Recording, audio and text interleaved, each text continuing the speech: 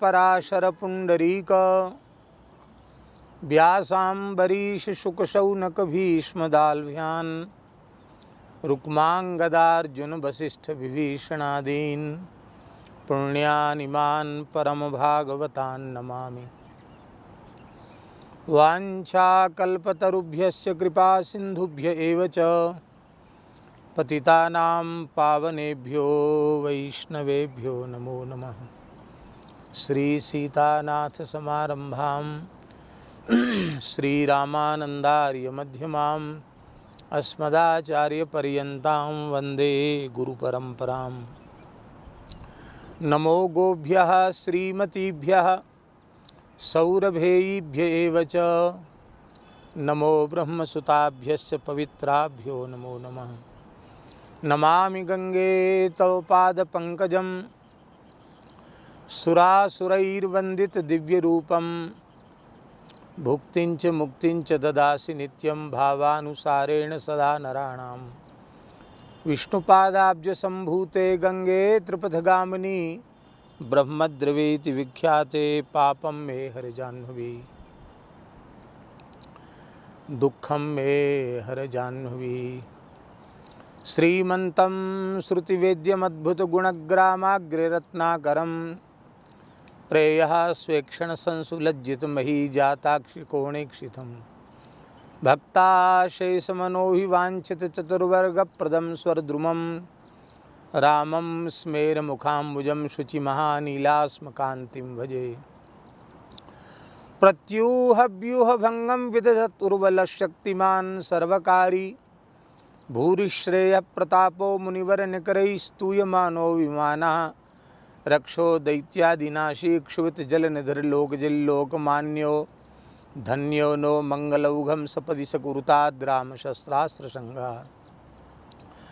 ऐश्वर्यं यदपाङ्गसंश्रयमिदं भोग्यं दिगीशैर्जगच्चित्रं चाखिलमद्भुतं शुभगुणा वात्सल्यसीमा च या विद्युत्पुञ्जसमानकान्तिर्मितक्षान्तिः सुपदमेक्षणा दत्तान्नोऽखिलसम्पदो जनकजा रामप्रिया सानिशम्।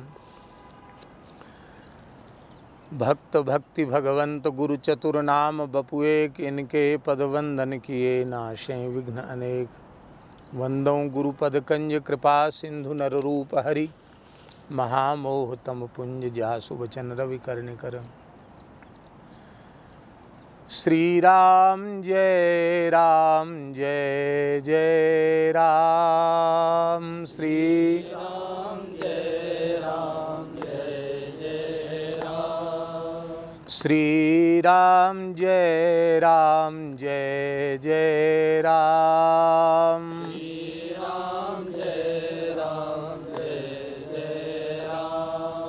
श्री राम जय जय राम।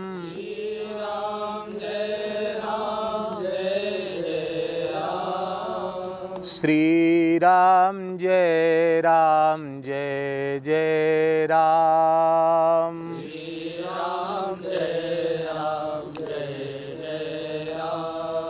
सीताराम जय सीताराम।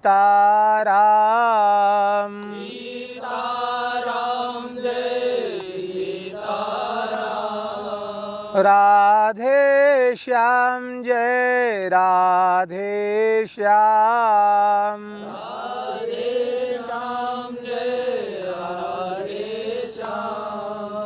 जय जय श्यामा जय जय श्याम। जय जय श्यामा जय जय श्याम। जय जय श्री वृंदावन धाम। जय जय श्री वृंदावन धाम। जय गौ माता जय गोपाल। जय गौ माता जय गोपाल। भक्त भक्तवत्सल प्रभु दीन दयाल, भक्तवत्सल प्रभु दीन दयाल। जय गौ माता जय गोपाल, जय गो माता जय गोपाल। भक्तवत्सल प्रभु दीन दयाल, भक्तवत्सल प्रभु दीन दयाल। जय सिया राम जय जय हनुमान, जय सिया राम जय जय हनुमान। श्री गुरु रामानंद भगवान, श्री गुरु रामानंद भगवान। श्री राम जय जय राम, श्री राम जय जय राम। श्री वृंदावन बिहारी लाल की जय। श्री मलुक पीठ बिहारिणी बिहारी जी महाराज की जय। श्री खाक चौक बिहारिणी बिहारी जी महाराज की जय। श्री गोपीश्वर महादेव की जय। श्री अन्नपूर्णा माता की जय। श्री गिरिराज महाराज की जय। श्री सूरश्याम गोधाम की जय। श्री जड़खोर गोधाम की जय। श्री पथमेड़ा गोधाम की जय। श्री पहाड़ी बाबा भक्तमाली जी बद्री गोवंश संरक्षण संवर्धन केंद्र की जय। श्री उत्तरकाशी मलुक पीठ की जय। त्रिभुवन पावनी पतित पावनी भगवती श्री भागीरथी गंगा की जय। श्री उत्तरकाशी विश्वनाथ भगवान की जय। श्री अन्नपूर्णा माता की जय। श्री काल भैरव जी महाराज की जय। श्री उत्तरकाशी के क्षेत्राधिदेवताओं की जय। श्री कंडार देवता की जय। श्री तुलसी महारानी की जय। सब संतन की जय। जगत गुरु श्रीमदाद्य रामानंदाचार्य भगवान की जय। जगत गुरु द्वाराचार्य श्री स्वामी मलुकदास जी महाराज की जय। सतगुरुदेव श्री पहाड़ी बाबा जी महाराज की जय। सतगुरुदेव श्री भक्तमाली जी महाराज की जय। सब संतन की जय जय श्री राधे, जय जय श्री सीताराम, हर हर महादेव। हरिशरणम भक्तवांछा कल्पतरु भक्तवत्सल शरणागत वत्सल। भगवान श्री हरि की महती कृपा करुणा से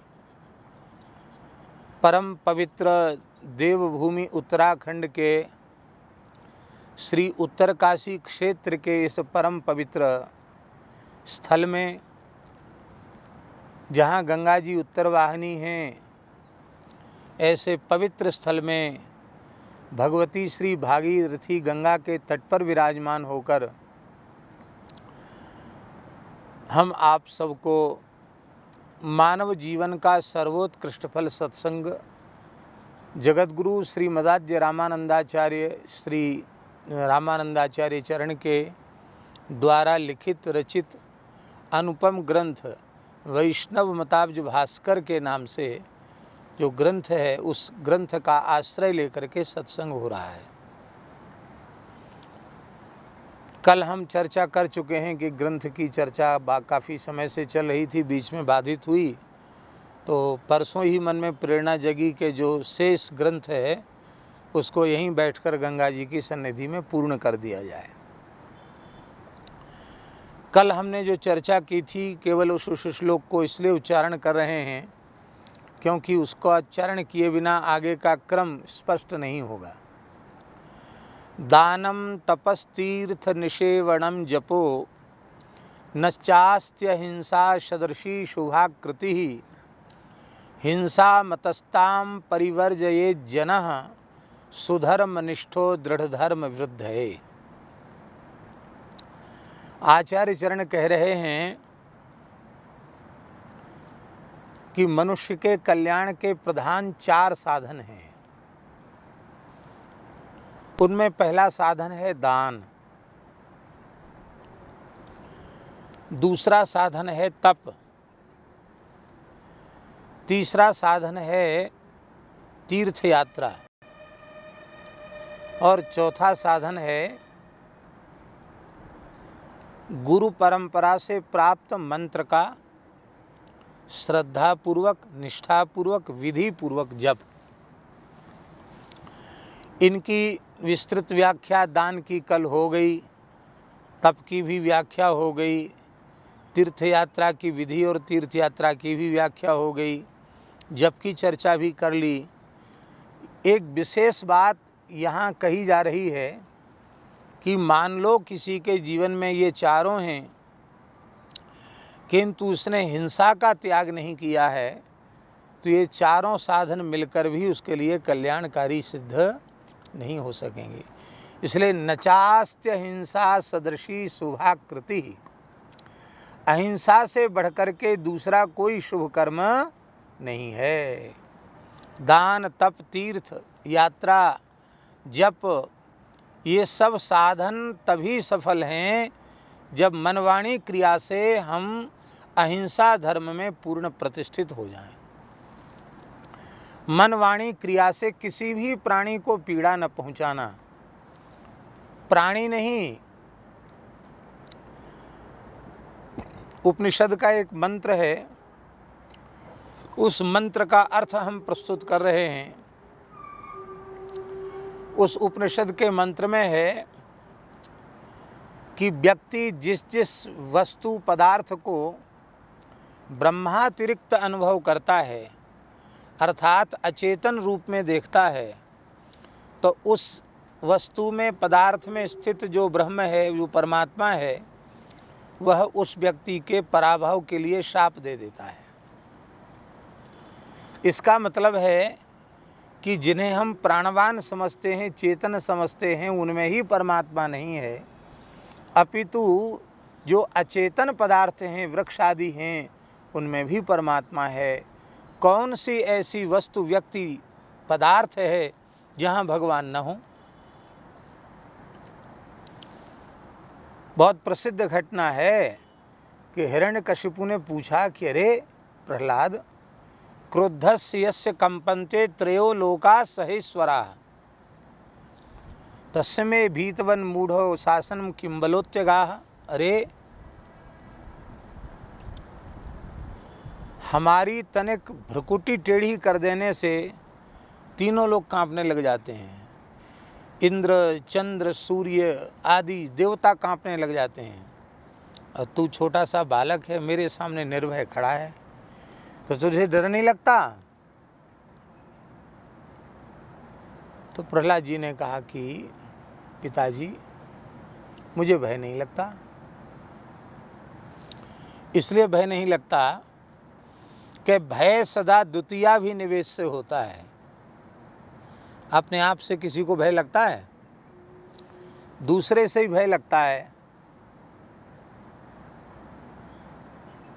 अपने से किसी को भय नहीं लगता। तो जब भगवान के अतिरिक्त कुछ है ही नहीं तो भय हम किससे करें? आप में भी हमको भगवान दिखाई पड़ रहे हैं, इन असुरों में भी हमको भगवान दिखाई पड़ रहे हैं, हमको चराचर में भगवान का अनुभव हो रहा है, तो हमको डर किससे लगे? ये धारदार जो हथियार हैं, उनसे भी हमको डर नहीं लगता, क्योंकि उन हथियारों में भी हमको भगवान दिखाई पड़ते हैं। हमको लगता है ये भगवान हैं, तो भगवान भला अपने सेवक का, शरणागत का, भक्त का अनिष्ट कैसे कर सकते हैं? तो हिरण्यकशिपु बोला कि यस्त्वया मंद भाग्योक्तो मदन्यो जगदीश्वरः। अरे मंद भाग्य प्रहलाद, मेरे अतिरिक्त तूने कोई जगत का ईश्वर अंगीकार कर रखा है, स्वीकार कर रखा है, तो कहाँ है? प्रहलाद जी बोले सर्वत्र, सब जगह है। तो उसने पूछा हिरण्यकशिपु ने कि कस्मात् स्तंभे न दृश्यते, खंभे में क्यों नहीं दिखाई पड़ता? प्रहलाद जी बोलो हमारी आँख से देखोगे तो कण कण में दिखाई पड़ेगा। और उसने क्रोधपूर्वक खंभे में प्रहार किया और भगवान नृसिंह खंभे से ही प्रकट हो गए। तो खंभा तो चेतन नहीं है, खंभा तो जड़ है। यदि भगवान वहाँ न होते तो प्रकट कैसे होते? तात्पर्य कहने का यह है कि जिन्हें हम अचेतन समझते हैं उनका भी तिरस्कार न करें। एक संत के मुखारविंद से हमने सुना, नामदेव जी महाराज कहीं जा रहे थे और उनको भ्रम हो गया, रास्ता 2-3 फूटे हुए थे, उनको भ्रम हो गया और कोई मनुष्य नहीं था जिससे पूछ सकें। तो एक पत्थर रखा था, उसी को हाथ जोड़कर कहा कि विठोबा हमको जाना है, मार्ग बताओ। भगवान ने मार्ग बता दिया। पत्थर में भी पंडरीनाथ जी का दर्शन करते थे वो, और उनको मार्ग मिल गया, चले गए। सर्वत्र भगवान है। इसलिए किसी व्यक्ति, वस्तु, पदार्थ का तिरस्कार भगवान का ही तिरस्कार है, और इसी का नाम हिंसा है। इसलिए केवल प्राणवान जीवों को पीड़ा पहुंचाना यही हिंसा नहीं है।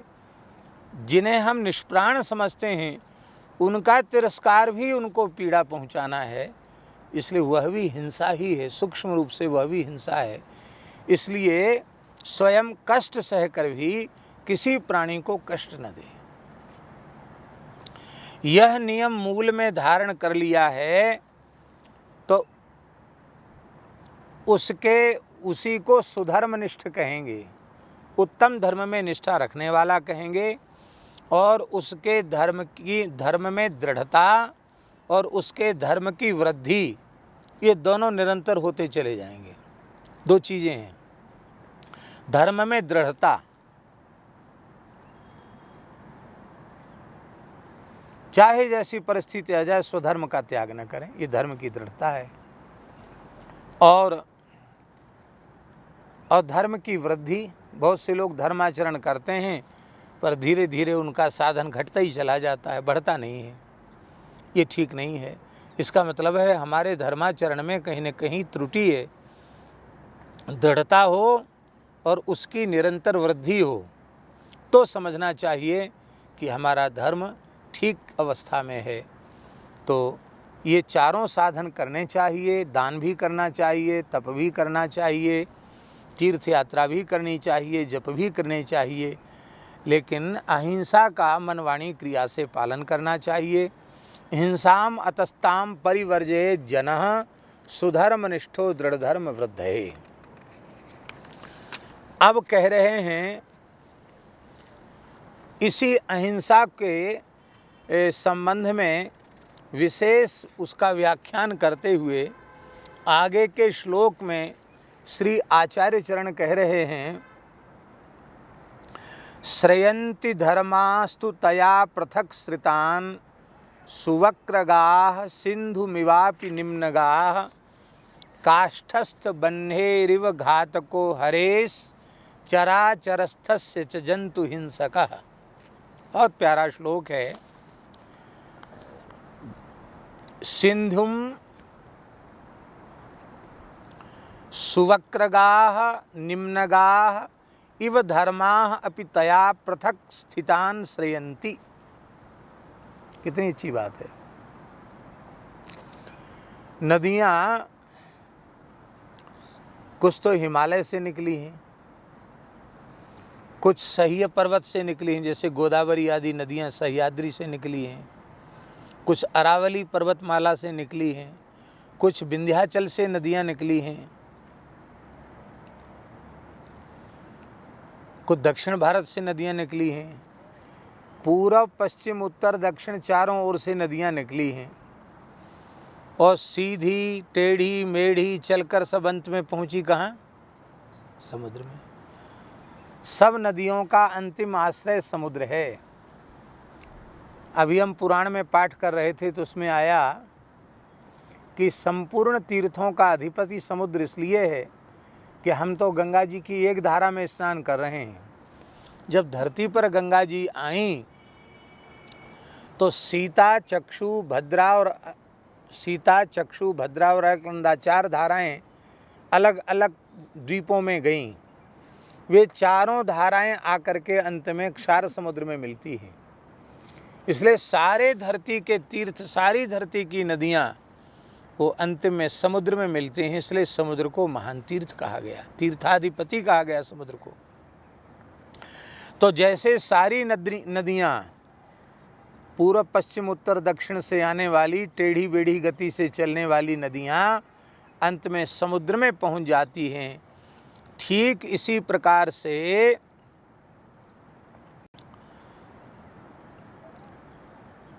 धर्मा, जो धर्म है ना, अपि तया पृथक स्थितान श्रयंती। तया माने हिंसया, पृथक स्थितान श्रयंती।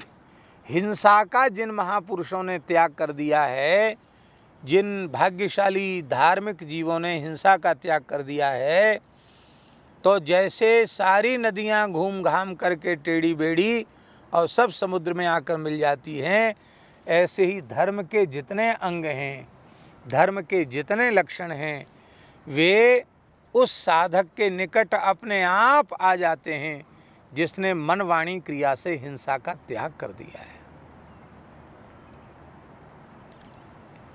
अब आगे बोल रहे हैं,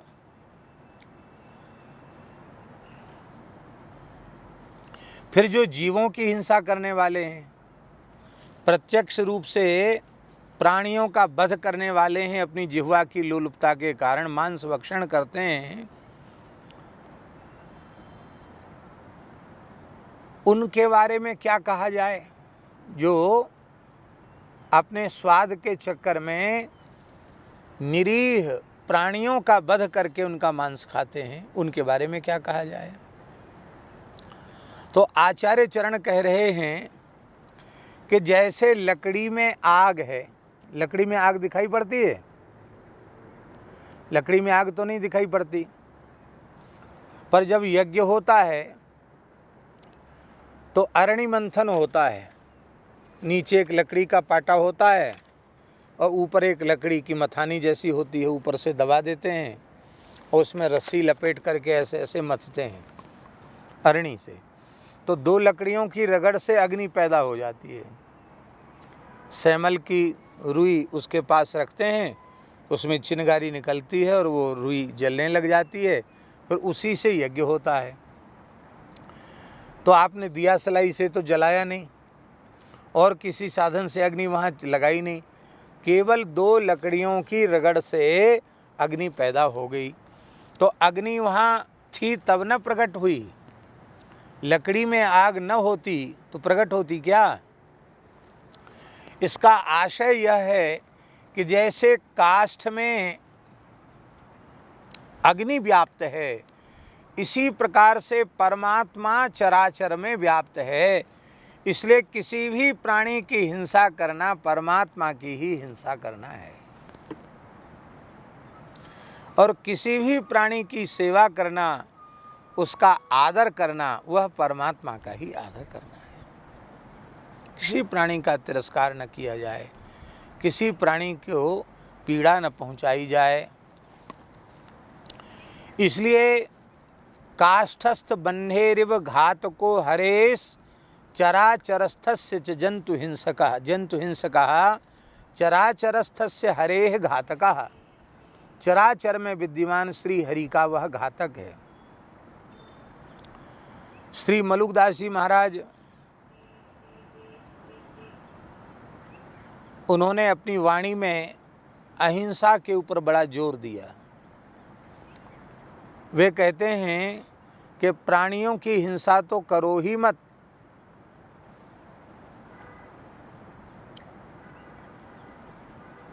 तब क्या करें? बोले प्राणियों की हिंसा तो करो ही मत, हरी डाल मत तोड़िए, हरी डाल मत तोड़िए, लागे छूरा बान, दास मलू का यों कहें अपना सा जीव जान। किसी वृक्ष की हरी डाली को भी मत तोड़ो, व्यर्थ छेदन मत करो किसी वृक्ष की हरी डाली का। तुम्हारी उंगली कोई तोड़ दे, मरोड़ दे, काट दे तो कितनी पीड़ा होगी। तो उस वृक्ष का तुम निरर्थक छेदन कर रहे हो, वो ठीक नहीं है। जब श्रावणी उपाकर्म ब्राह्मण करते हैं तो उस समय महासंकल्प पढ़ते हैं। उस संकल्प में एक पाप आता है निरर्थक वृक्षच्छेदन। क्या? बिना प्रयोजन के यदि हमने किसी वृक्ष को काटा हो, पीड़ा पहुंचाई हो, एक टहनी भी तोड़ी हो, तो उस पाप का भी प्रायश्चित चाहते हैं द्विजाति उपाकर्म के समय। इसलिए किसी प्राणी की हिंसा नहीं करनी चाहिए।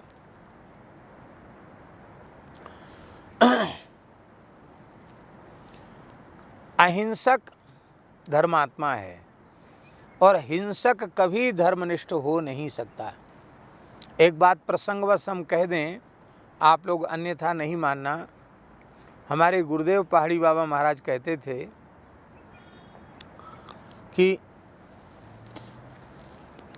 उत्तराखंड की भूमि इतनी पवित्र है कि यहाँ रहकर कोई थोड़ा भी साधन करे तो वह आवागमन के चक्र से छूट जाएगा, मोक्ष को प्राप्त करे। कुछ करना नहीं पड़ेगा उसको, थोड़ा साधन करे, बस पड़ा रहे कहीं गंगा यमुना जी के किनारे, राम राम करता रहे, बस किसी को पीड़ा न पहुँचावे, बस इतने से उसका काम हो जाएगा। पहले भले ही उसने बड़े ही कोई अपकर्म उससे बन गए हों, लेकिन वो तीर्थ यात्रा करता हुआ आवे फिर यहाँ पड़ जाए, उसका कल्याण हो जाएगा। थोड़े साधन में कल्याण हो जाएगा। और बोले यहाँ जिनका जन्म हुआ है पहाड़ में, देवभूमि है, ऋषि भूमि है, सारी भूमि ही महान तीर्थ है। आज भी यहाँ देवता, यक्ष, गंधर्व, किन्नर ये सब निवास करते हैं। बड़े बड़े ऋषि यहाँ आज भी निवास करते हैं। और महाराज जी कहते थे कि वहीं जन्म लिया और वहीं मरे, और मरने के बाद भूत बन गए। भूत क्यों बन गए? जो बाहर से आए उन्होंने भजन किया, वो तो भगवान के धाम को चले गए, मुक्त हो गए, और यहीं पैदा हुए और यहीं मरे भी। अब फिर भी इतनी पवित्र भूमि में प्राण त्यागने के बाद भी भूत प्रेत बन गए, या सुअर, कुत्ते, गधे आदि की योनि में चले गए, 84 के चक्र में चले गए। ऐसा क्यों? तो कहते थे यही इसी का नाम है भगवान की प्रचंड माया। बोले यहाँ रहने वाले हिंसा का त्याग नहीं कर पाते हैं, मद्य मांस का सेवन करते हैं, उसी पाप के कारण इनकी सद्गति नहीं होती है। तो कोई कहे कि भैया क्या करें, यहाँ तो मजबूरी है, इतनी ठंड में हैं, और यहाँ ना खाया पिया जाए तो लोग कैसे रहेंगे? तो महाराज जी कहते थे ऋषि मुनियों को देख लो वो कैसे रहते हैं।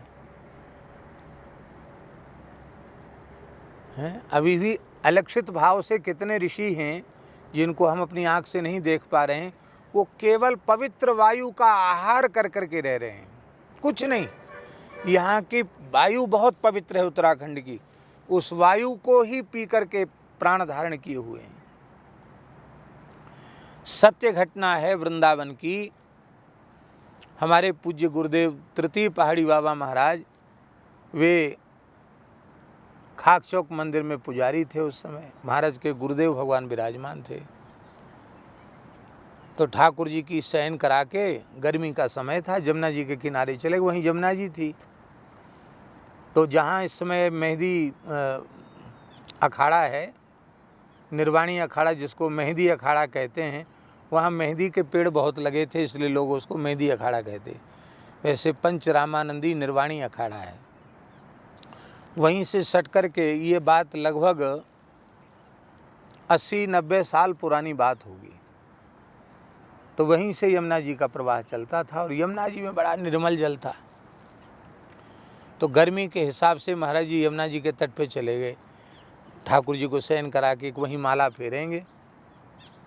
तो वहाँ उनको क्या दिखाई पड़ा कि एक महात्मा जिनका शरीर रात्रि के, चांदनी रात थी, बैसाख का महीना था, चांदनी रात थी, और बैशाख शुक्ल दशमी थी, चंद्रमा खूब प्रकट था, चांदनी खिली हुई थी। उस चांदनी में भी उनका शरीर ऐसा चमक रहा था जैसे दूसरा चंद्रमा धरती पर उतर आया, ऐसा प्रकाश उनके शरीर से निकल रहा था। श्वेत जटा थे, श्वेत दाढ़ी थी, और अस्थि मात्र शरीर था, शरीर केवल हड्डी हड्डी ही था, उस पर कहीं मांस वगैरह नहीं दिखाई पड़ रहा था, बस हड्डी और ऊपर से चमड़ी चिपकी हुई है, गौरवर्ण। और एक महात्मा बैठ के भजन कर रहे हैं। महाराज आश्चर्य हुआ कि ऐसे महात्मा तो देखे नहीं। तो उनको प्रणाम किया, लेकिन उन्होंने देखा नहीं, वो अपने आराम से भजन कर रहे थे। तो महाराज जी बोले हम आए, आ करके गुरु महाराज को बताया। गुरु महाराज लेट गए थे। गुरु महाराज को कहा कि महाराज जी ऐसे एक महात्मा दिखाई पड़ रहे हैं, हम तो आज तक ऐसे संत देखे नहीं। अरे बोले कोई सिद्ध पुरुष आए हैं, चलो। और खाली हाथ नहीं चलना चाहिए, कुछ लेके चलो। तो ठाकुर जी के शयन कराने के बाद दूध रखा था, भगवान के प्रसादी दूध, एक कुल्हड़ में, मिट्टी के कुल्हड़ में दूध लेके गए महाराज के गुरुजी और महाराज। जाकर उनको प्रणाम किया, प्रार्थना की। तो उन्होंने, इधर आ जाओ, यहाँ आ जाओ, इनके सामने। तो उन्होंने कहा, महाराज जी के गुरुजी ने पूछा कि महाराज आज के पहले तो हमने कभी आपका दर्शन किया नहीं, आप कहाँ से पधारे हैं, कोई सिद्ध पुरुष दिव्य पुरुष मालूम पड़ते हैं, आपका हम परिचय जानना चाहते हैं। उन्होंने बड़ी मंद्र स्वर में कहा, बच्चा मैं यमुनोत्री में निवास करता हूँ। कहाँ? यमुनोत्री में। और मैं राधा कृष्ण का उपासक हूँ। महाराज आपकी आयु क्या है? बोले 10,000 वर्ष से अधिक मेरी आयु है। क्या कहा उन्होंने? 10,000 वर्ष से अधिक मेरी आयु है। तो महाराज जी आपका शरीर तो बहुत कमज़ोर है, आप यमुनोत्री से यहाँ वृंदावन तक कैसे आए? बोले मैं अपने संकल्प से यहाँ आया हूँ। मैंने जहाँ संकल्प किया मैं वहाँ पहुँच सकता हूँ, तो संकल्प से बल से यहाँ आया हूँ। महाराज यहाँ किस लिए आए हैं? बोले देखो साधन भूमि उत्तराखंड है, फल भूमि वृंदावन है, ये राधा कृष्ण का दिव्य निकुंज है, तो मैं यहाँ अपने देह त्याग करने के लिए आया हूँ। हमको वृंदावन की रज मिले इसके लिए मैं आया हूँ। तो कल एकादशी है और कल सवेरे 4 बजे हमारा शरीर पूरा हो जाएगा, वो महात्मा बोले। तो महाराज जी ने कहा कि कुछ महाराज जी ग्रहण कर लें, हम दूध लेके आए हैं, भगवान का प्रसाद है, रघुनाथ जी का शयन भोग का दूध भोग है। तो उन्होंने हाथ जोड़कर कहा कि मैं 10,000 वर्ष से केवल वायु का ही आहार कर रहा हूँ। क्या कहा? अन्य जल कुछ ग्रहण नहीं करता हूँ। लेकिन आप ठाकुर जी का, गोपाल जी का प्रसाद लेके आए हैं, तो हम एक कण का स्पर्श करेंगे। तो कहते कुल्हड़ उन्होंने ऐसे लिया, ऐसे थोड़ी सी जीभ छुवाई उससे, दूध से एक बूंद लगा कि नहीं लगा भगवान जाने, ऐसे जीभ छुवाई और कुल्हड़ रख दिया। तो महाराज कहते कि वो प्रसाद उनका अधर स्पर्श किया हुआ प्रसाद महाराज के गुरुजी ने भी लिया, महाराज जी ने भी लिया। और उन्होंने एक बात और कही कि ये पवित्रात्मा है महाराज जी के बारे में, बालक, इसलिए इसको दर्शन हो गया, आपको दर्शन हो गया, लेकिन दूसरे को दर्शन नहीं हुआ, दूसरे से कहना नहीं। अब महाराज जी कहे हमको तो यही दिमाग में कि उन्होंने कहा कल 4 बजे जाएंगे, तो देखते हो महात्मा कैसे जाते हैं भगवान के धाम को। तो महाराज जी तो जल्दी उठते ही थे, तो 3 बजे ही वहाँ जाकर पहुँच गए, स्नान करके बैठ गए चुपचाप झाड़ी में। और महाराज जी कहते आँखों देखा दृश्य, कोई सुना हुआ नहीं। महात्मा जब ठीक 4 बजे जमुना जी के जल में प्रवेश किया, रंग जी का घंटा बजाया 4, और उन्होंने यमुना जी के जल में प्रवेश किया, ऐसे जल का आचमन किया, और आँखों के सामने देखते देखते ही उनका शरीर यमुना जी के जल में मिल गया, शरीर जल हो गया, हड्डी मांस चर्म कुछ नहीं, देखते देखते शरीर यमुना जी के जल में जल हो गया।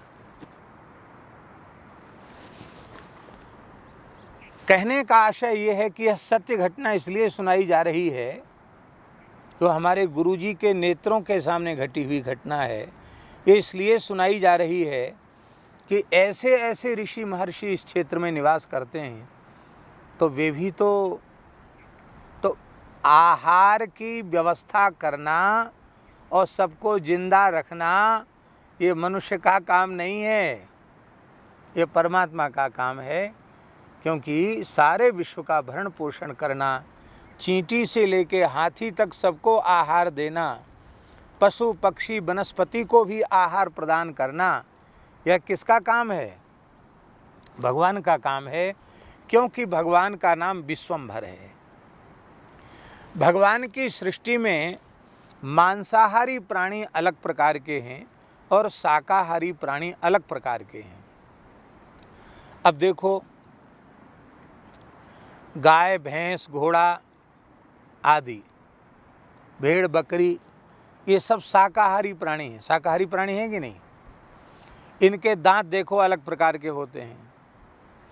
और कुत्ता, शेर, सियार, बिल्ली, ये जो भी मांस भक्षी प्राणी हैं, मांसाहारी प्राणी हैं, इनके दांत अलग तरह के होते हैं, नुकीले होते, मांस खाने के योग्य होते हैं। शाकाहारी प्राणियों की आंत बड़ी होती है, 32 मीटर की होती है, और मांसाहारी प्राणियों की आंत केवल 8 मीटर की होती है। मांसाहारी प्राणियों में श्वेत ग्रंथि नहीं होती है, इसलिए उनको गर्मी बहुत लगती है, और गर्मी, थोड़ी सी गर्मी होने पर वो जीभ निकाल कर श्वास लेते हैं। कुत्ते को देख लो, भालू को देख लो, शेर को देख लो, ऐसे ऐसे श्वास लेगा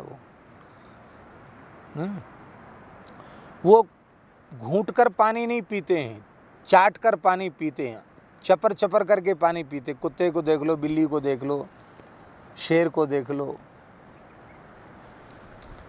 अब मनुष्य घूंट कर पानी पीता है कि चाट कर पानी पीता है? उसके दांत कुत्ते शेर जैसे हैं कि शाकाहारी पशुओं के जैसे उसके दांत हैं? वो जीभ निकाल कर श्वास लेता है गर्मी लगने पर कि बिना जीभ निकाले श्वास लेता है? पहले यूरोप में पैदा हुए वैज्ञानिक लोग भारत के ऋषि महर्षियों की हंसी उड़ाते थे, लेकिन अब ऐसा हमने प्रामाणिक लोगों से सुना है कि अब विदेश की धरती पर पैदा हुए जो लोग हैं, उन्होंने जब शरीर विज्ञान के ऊपर विशेष शोध किया तो वे सब एक स्वर से इस निर्णय पर पहुँचे हैं कि मानव शरीर की संरचना मांसाहार के सर्वथा विरुद्ध है। इसलिए यदि कोई मनुष्य स्वस्थ रहना चाहता है, दीर्घ जीवन चाहता है, तो उसे मद्य मांस का सर्वथा त्याग करना पड़ेगा। ये तो इसलिए अहिंसा, मांस भक्षण के बिना आप अहिंसा धर्म में प्रतिष्ठित नहीं हो सकते हैं। मांस भक्षण करेंगे तो हिंसा होगी, मांस भक्षण का त्याग करेंगे तो ही आप अहिंसा धर्म में प्रतिष्ठित होंगे। इसलिए अहिंसा में प्रतिष्ठित होने के लिए प्रत्यक्ष रूप से प्राणियों के वध से जो प्राप्त होता है अखाद्य, उसका सर्वथा त्याग करना चाहिए। तब एक प्रश्न और उठा, बोले भाई त्याग तो करेंगे, लेकिन उड़ीसा बंगाल वगैरह के जो लोग हैं वो तो मछली को तो मांस ही नहीं मानते हैं, मछली को मांस नहीं मानते। वो कहते तो जल की खेती है, और महात्मा लोग तो कई बार विनोद में उसको जल तोरई कह देते, जल तोरई।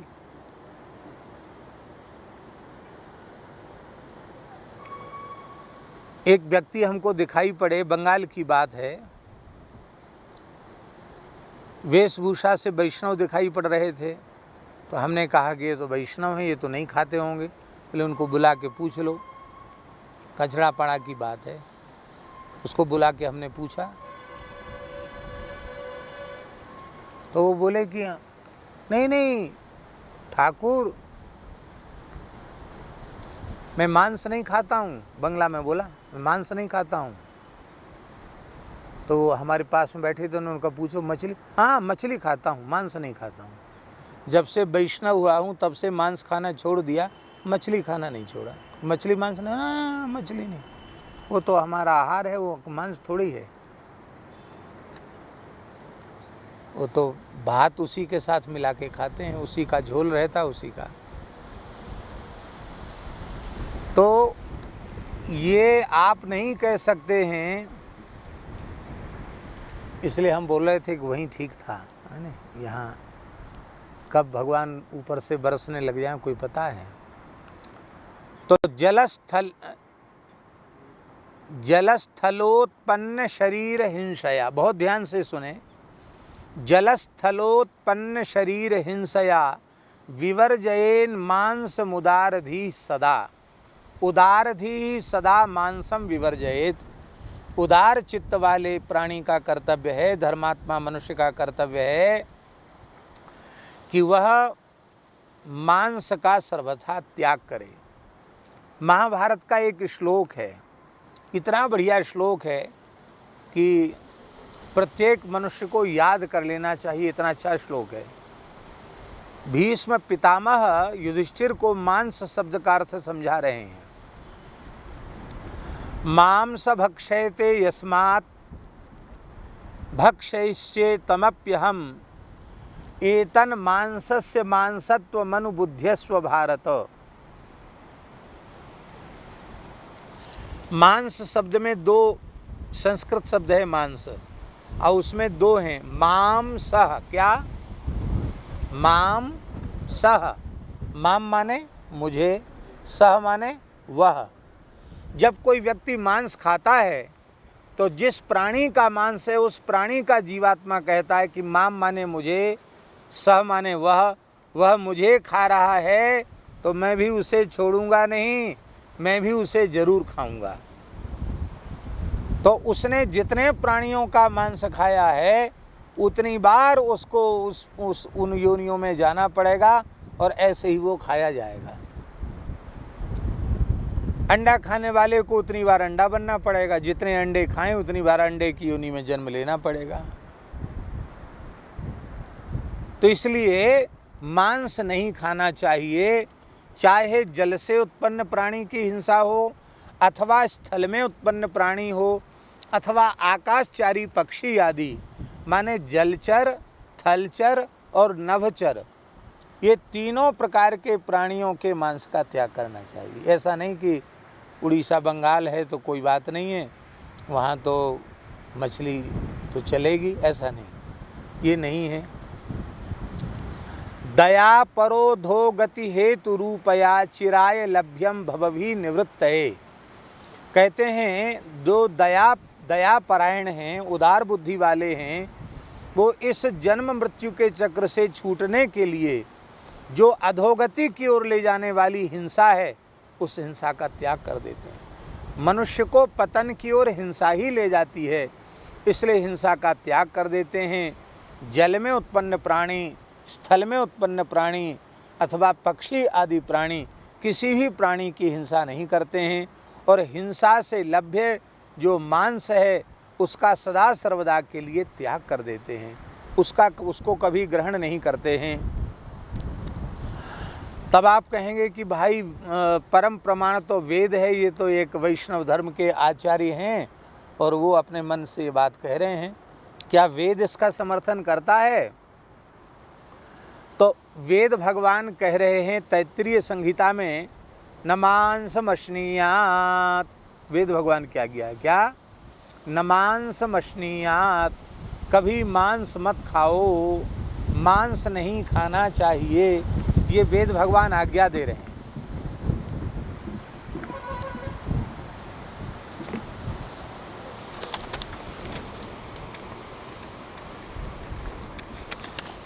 इसीलिए कहा कुर्सी पे बैठ जाओ तो उड़ेंगी तो नहीं, कम से कम। हाँ,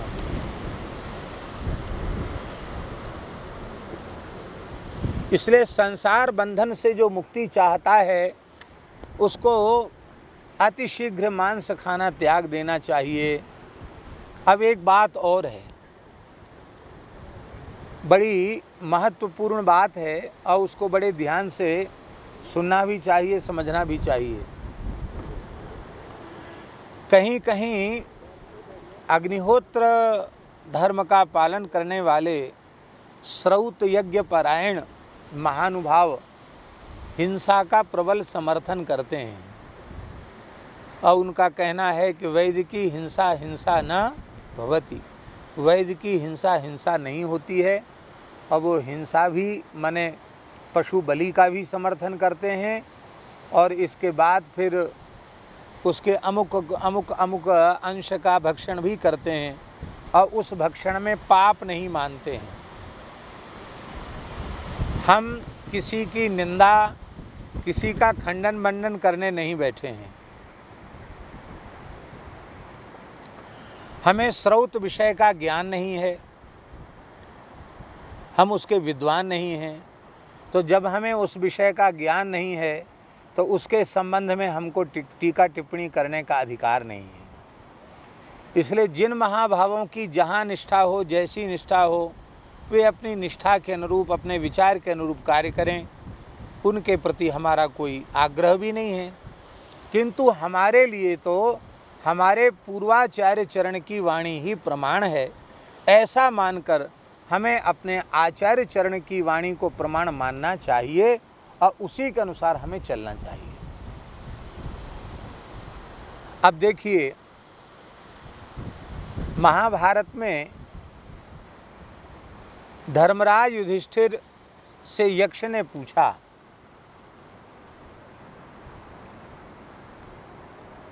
कह पंथा, क्या पूछा? कह पंथा, मार्ग क्या है?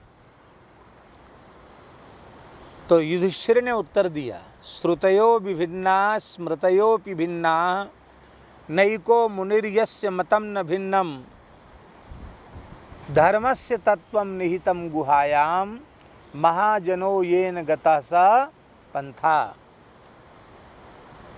बोले श्रुतियाँ अलग अलग प्रकार के अर्थ का प्रतिपादन करती हैं, स्मृतियाँ भी अलग अलग हैं।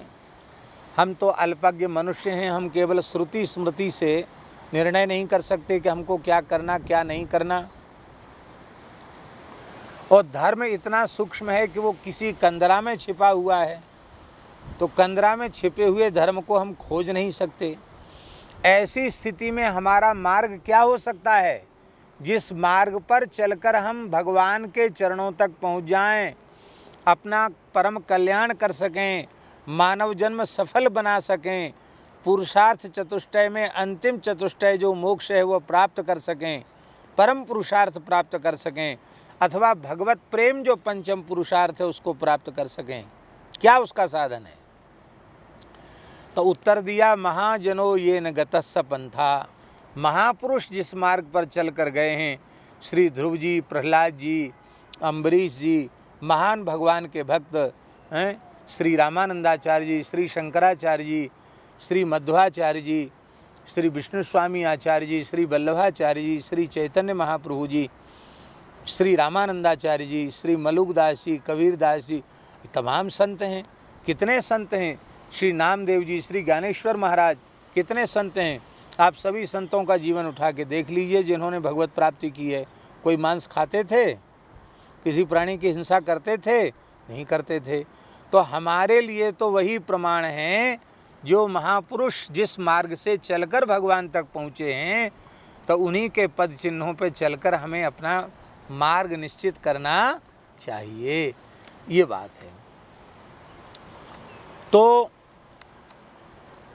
पशुना, अब एक प्रश्न है कि वेद में लिखा है पशुना यजेत, पशुना यजेत, पशु के द्वारा याग करने का विधान किया जा रहा है। और याज्ञिकों के अनुसार जो उपयोगी पशु है, यागोपयोगी पशु है, वो अज है। अज शब्द का अर्थ क्या है? तो पूर्व मीमांसा को देखना पड़ेगा। पूर्व मीमांसा के भाष्यकार श्री शबर स्वामी वो कह रहे हैं गुणवादस्तु, जैमिनी सूत्र के भाष्य में लिख रहे हैं गुणवादस्तु। ये जो महर्षि जैमिनी जो पूर्व मीमांसा के आचार्य कहे जाते हैं, उनके गुणवादस्तु सूत्र की व्याख्या करते हुए भी लिख रहे हैं, अज इति अन्नम बीजम विरुद्धवा। क्या लिख रहे हैं? अज इति अन्नम बीजम विरुद्धवा। ये शावर भाष्य में ये बात लिखी हुई है। इसका अर्थ है कि 3 वर्ष से पुराने जो अन्न के बीज हैं उनको यज्ञ की भाषा में, वैदिकों की भाषा में अज कहा जाता है, क्योंकि वो पुराने हो चुके हैं जो बीज, वे अब उनमें अंकुरण की शक्ति नहीं है। किसकी शक्ति नहीं है? उनको बो दोगे तो वो पैदा नहीं होंगे। तो 3 वर्ष से अधिक पुराने जो बीज हैं उनसे पिष्ट पशु बनाना चाहिए और विधि का उससे पालन कर लेना चाहिए, किंतु प्रत्यक्ष पशु हिंसा नहीं करनी चाहिए, ऐसा भी मत है। और महाभारत के शांति पर्व के 337वें अध्याय में 4-5वें श्लोक में तो भगवान व्यास ने स्पष्ट कहा है, ऋषय ऊचुः, धर्म का जहाँ निर्णय किया जा रहा है वहाँ ऋषियों ने कहा है, बीजैर यज्ञेषु यष्टव्यम इति वै वैदिकी श्रुति। वैदिकी श्रुति का अर्थ है बीजैर यज्ञेषु यष्टव्यम, अन्नादि के बीजों से ही यज्ञ में यजन करना चाहिए। अज संज्ञानि बीजानि छागम नो हन्तुमर्हत। ऋषि कहते हैं अज माने बीज है, इसलिए आज बकरा को मानकर बेचारे बकरा को मत काटो। हाँ, बलि देने वाले लोग बकरे को काट देते हैं, बलि देने वाले देवी देवता को यज्ञ में बकरे को काट देते हैं। तो किसी विचारक ने कहा, नीतिकार ने कहा, अरे भाई बेचारे बकरी के बच्चे को क्यों तुम बलि देते हो? बलि देना है तो शेर को बलि दो। दोगे शेर की बलि? वो शेर ही बलि ले लेगा तुम्हारी। तो सिंहम नैव गजम नैव और अश्वम नैव च अजापुत्रम बलम दद्या दैवो दुर्बल घातकः। हैं? शेर की बलि नहीं देते, हाथी की भी नहीं देते, घोड़े की भी नहीं देते। बेचारा बकरी का बच्चा गरीब है, उसका कान पकड़ के घसीट के ले आए, उसको मार दिया। तो स्पष्ट महाभारत में लिखा है कि बीजों से इष्टि कर लो, किंतु प्रत्यक्ष किसी प्राणी का वध मत करो। यज्ञ बीजई सुरश्रेष्ठ येषु हिंसा न विद्यते, त्रिवर्ष परमम कालम उषतैरप्रोहि भी। वायु पुराण में ये बात स्पष्ट लिखी है कि 3 वर्ष पुराने जो बीज हैं उनको अज कहा जाता है, क्योंकि वो पैदा नहीं होते खेत में, इसलिए उन्हीं से यजन करना चाहिए। तो वही श्रेष्ठ है, क्योंकि उनमें हिंसा नहीं है। तो जब बिना हिंसा के विधि का निर्वाह संभव है तो फिर आप हिंसा क्यों कर रहे हैं? मत्स्य पुराण में भी लिखा है, यज्ञ बीजई सुरश्रेष्ठ त्रिवर्ष परमोषित, उसमें भी लिखा हुआ है यज्ञ बीजई सहस्राक्ष त्रिवर्ष परमोषित एस धर्मो महान शक्र महान महागुण फलोदया। ये महाभारत के शांति पर्व में लिखा है। ऋषि कह रहे हैं, हे देवराज इंद्र, 3 वर्ष पुराने जो बीज हैं वह अज हैं, उनसे ही यज्ञ संपन्न कर लेना चाहिए, वेदाज्ञा का पालन कर लेना चाहिए, प्रत्यक्ष किसी प्राणी की हिंसा नहीं करनी चाहिए। महाराज जी, वाल्मीकि रामायण में बहुत से लोग वाल्मीकि रामायण की दुहाई देकर कहते हैं कि उसमें जो है हिंसा की बात लिखी हुई है, लेकिन हम वाल्मीकि रामायण के अरण्य कांड के 70वें सर्ग के 6ठे श्लोक का उदाहरण देना चाहते हैं।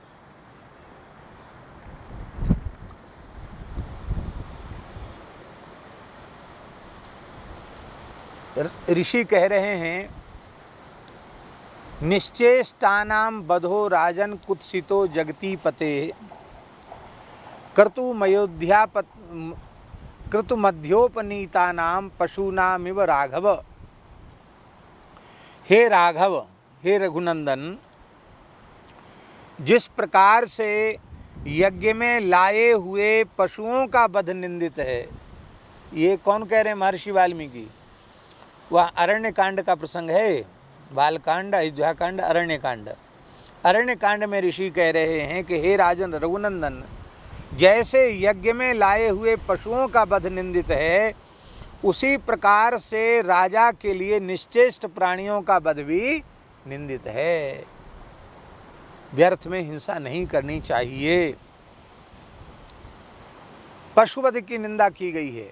और भागवत के पंचम स्कंद में जहाँ नरकों का वर्णन किया गया है, सुखदेव जी परीक्षित जी के संवाद में, वहाँ तो स्पष्ट लिखा है, ये त्विह वै दाम्भिका दम्भ यज्ञेषु पशून् विशेषन्ति ता नमुस्मिन् लोके वैशेषे नरके पतितान निरय पतयो यातेत्वा विशेषन्ति। जो दम्भी मनुष्य दम्भ पूर्वक यज्ञों में पशुओं की हिंसा करते हैं, वो वैशस नाम के भयंकर नरक में उनको जाना पड़ता है और भयंकर नारकी यातना सहन करनी पड़ती है। महाभारत में लिखा है एक श्लोक में, महाभारत शांति पर्व के 265वें श्लोक का 265वें अध्याय का 9वां श्लोक है। सुरा मत्स्या मधुमांस मासवम कृसरौदनम धूर्तैः प्रवर्तितम हेतन नैतद वेदेषु कल्पितम। स्पष्ट भगवान व्यास कह रहे हैं कि मद्य मांस मत्स्य आदि जो अखाद्य अपेय पदार्थ हैं, उनको उनकी कल्पना वेदों की दुहाई दे करके उनको खाने पीने का समर्थन करना, ये धूर्तों ने ये बातें घुसा दी हैं उसमें। वस्तुतः उसमें ये बात नहीं है, ऐसी बात वे कह रहे हैं। अब देखो, सबको सबकी बात मिल जाती शास्त्र में। हमको हमारे मत के अनुरूप बात मिल गई, और दूसरे मत वाले जो प्रबल समर्थक हैं कि नहीं होनी ही चाहिए वैद्य की हिंसा, क्योंकि वो हिंसा है ही नहीं, तो उनके मत की बातें भी मिल जाती हैं। उनसे हमारा कोई विरोध नहीं है, लेकिन हमें तो अपने मत का पोषण इसलिए करना है क्योंकि यह हमारे पूर्वाचार्य चरण का मत है। और वो मत का पोषण इसलिए आवश्यक है क्योंकि उसमें हमारी निष्ठा हो जाएगी, तो उसका लाभ ये होगा कि कभी हम अपनी निष्ठा से विचलित नहीं होंगे। शास्त्र का श्रवण सत्संग इसलिए किया जाता है कि हम जिस मार्ग पर चल रहे हैं उस पर हमें कोई विचलित न कर पावे, इसलिए ऐसा किया जाता है। और महाराज जी, बहुत से लोग ऐसा कहते हैं कि क्षत्रियों को तो मांस खाने में कोई पाप नहीं लगता। बहुत से लोग होते हैं ना, क्षत्रिय ठाकुर जो होते ना, अरे वो तो पहले से शिकार खेलते थे, मांस खाते थे, उनको मांस खाने में पाप नहीं लगता। वाल्मीकि रामायण में सुंदर कांड में, बहुत ध्यान से सुने, वाल्मीकि रामायण के सुंदर कांड में श्री हनुमान जी महाराज, वाल्मीकि रामायण का हम उदाहरण इसलिए दे रहे हैं क्योंकि वाल्मीकि रामायण आदि काव्य है, इस धरती का सबसे पहला काव्य है, साक्षात वेद रूप है। तो उसमें हनुमान जी कह रहे हैं जानकी जी से, राम जी का समाचार देते हुए, न मांसम राघवो भुंक्ते न चैव मधुसेवते। राघव माने यहाँ राम जी नहीं है, राघव माने रघुवंशोद्भव, रघुवंश में जिनका जन्म हुआ है, वे कभी ना तो मद्य का पान करते हैं न कभी मांस खाते हैं। वे तो सदा पवित्र आचार से ही निर्वाह करते हैं। राम जी यदि इन अशुद्ध वस्तुओं का आहार करते होते, ठीक है, इसको सुरक्षित कर दो, यदि आहार करते होते तो उनके पिताजी का श्राद्ध जब हुआ, चित्रकूट में सूचना मिली, और पिताजी का जैसे ही श्राद्ध हुआ तो उन्होंने इंगुदी नामक जो वृक्ष है उसके फल के चूर्ण से पिंड बनाए और दशरथ जी के लिए पिंडदान किया उन्होंने। माताओं ने जब वो पिंड देखे तो वो रोने लगी माताएं कि दशरथ जी चक्रवर्ती राजा, उन्होंने कभी ये खाए नहीं होंगे, पर राम जी वनवासी हैं और वनवासी तो कंदमूल फल का आहार करते हैं, इसलिए यदन्नः पुरुषो भवति तदन्नास्तस्य देवता, ये वाल्मीकि रामायण की पंक्ति है। पुरुष जिस प्रकार का आहार करने वाला होता है वह अपने इष्ट के लिए, देवता के लिए भी उसी प्रकार के आहार की कल्पना कर लेता है। तो इससे सिद्ध हुआ कि नहीं राम जी शुद्ध फलाहारी हैं। वनवास में राम जी ने अन्न नहीं खाया, 14 साल फलाहार पर ही रहे। तो राम जी फलाहारी हैं, इसलिए फलाहार दशरथ जी को दे रहे हैं, जो खाएंगे वही तो देंगे। तो मांस खाने वाले लोग, उनकी लोग निंदा करते हैं, ए मांस खाता है, मद्य पीता है, तो उनको लगता है हमारी बुराई करते हैं, तो चलो काली जी को पकड़ लो, भैरव जी को पकड़ लो, भैरव जी को बोतल पिला के पी लो, कोई बात नहीं। तब कहेंगे भाई हम भी भगत हैं अपने भगवान के, काली जी के नाम से मांस खा लो, कोई बात नहीं है, अमुक देवता के नाम से मांस खा लो, कोई बात नहीं है। तो वो भी अपने पाप को धर्म का स्वरूप दे देते हैं। किंतु वस्तुतः जो जीव के कल्याण का मार्ग है वह यही है कि उसे किसी प्राणी की हिंसा कभी नहीं करनी चाहिए। बोलो भक्तवत्सल भगवान की जय। तो कहते हैं कि इस प्रकार से महाराज जी श्री रामानंदाचार्य जी ने तो इसमें निषेध किया ही है। रामानुज संप्रदाय के वेदांत देशिक स्वामी जी ने भी यज्ञ हिंसा का बड़ा निराकरण किया है। उन्होंने गीता तात्पर्य चंद्रिका में यज्ञ प्रत्यक्ष पशु आलभन का निषेध किया है, पिष्ट पशु का ही समर्थन किया है। और माध्व संप्रदाय के आचार्य श्री मध्वाचार्य जी ने, आनंद तीर्थ मध्वाचार्य जी ने स्वरचित ऋग्वेद भाष्य में और उसके व्याख्याकार श्री जयतीर्थ जी ने यज्ञ हिंसा का सर्वथा निराकरण किया है। हमारे रामानंद संप्रदाय में भी बड़े विद्वान हुए स्वामी भगवताचार्य जी महाराज जगत गुरु रामानंदाचार्य पद पर विराजमान थे। उनकी मेधा अलौकिक थी, विलक्षण थी। मनुष्य में तो ऐसी मेधा संभव नहीं जैसी मेधा उनकी थी। हमने दर्शन नहीं किया पर हमने सुना है। वे शास्त्रार्थ करते हुए भी श्लोकों की रचना, नए नए श्लोकों की रचना करते चले जाते थे। ऐसी विलक्षण मेधा थी। दूसरे विषय पर साथ कर रहे हैं और एक दिमाग भीतर से उसी विषय में आगे क्या कहना उसके लिए श्लोकों की रचना कर रहा है। 2 कागज अलग अलग रखे गए और 2 कलम हाथ में पकड़ ली और अलग अलग छंदों में नए नए श्लोक दोनों कागजों पर लिख दिए उन्होंने। तो वैज्ञानिक फेल थे कि एक समय में एक ही व्यक्ति एक ही जगह दिमाग लगा सकता है। क्या 2, 3, 4 तरह के दिमाग इनके भीतर फिट कर दिए भगवान ने। विलक्षण मेधा थी उनकी। उनके वैदुष्य से विधर्मी थरथर कांपते थे। तो उन्होंने भी बहुत अपने सामवेद का भाष्य उन्होंने लिखा है, यजुर्वेद का भाष्य लिखा है। उन्होंने भी यज्ञ हिंसा का निराकरण किया है और श्री ज्ञानेश्वरी गीता की व्याख्या में भी हिंसा का निराकरण किया गया है। और एकनाथी भागवत में भी यज्ञ हिंसा का एकनाथ जी ने निषेध किया है। इस प्रकार से यह साधन है। वैष्णव का आचरण कैसा होना चाहिए, इस 116वें श्लोक तक की चर्चा हमने कर ली है। भगवत कृपा से कल हम 117वें श्लोक की और आगे भी जहाँ तक हो सकेगा 2-3 श्लोक जितने हो पाएंगे 1-1.5 घंटे में उनकी चर्चा हम करेंगे। और उसमें बड़ी सुंदर बात, अब यहाँ तक तो ये आचरण की बात आ गई, अब आगे वैष्णव को साधन क्या करना चाहिए इसकी चर्चा आरंभ होगी।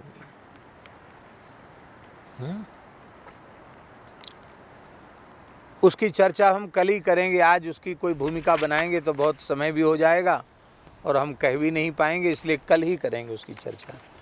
श्री सीताराम जी महाराज की, श्री बद्री नारायण भगवान की, श्री गंगोत्री धाम की, श्री यमुनोत्री धाम की, श्री केदारनाथ भगवान की, श्री नगाधिराज श्री पर्वतराज हिमालय की, श्री भागीरथी गंगा की, तुलसी महारानी की, श्री बद्री गाय की, श्री बद्री गौशाला की, श्री पहाड़ी बाबा जी महाराज की, श्री भक्तमाली जी महाराज की, सब संतन की। जय जय श्री राधे, जय जय श्री सीताराम, हर हर महादेव।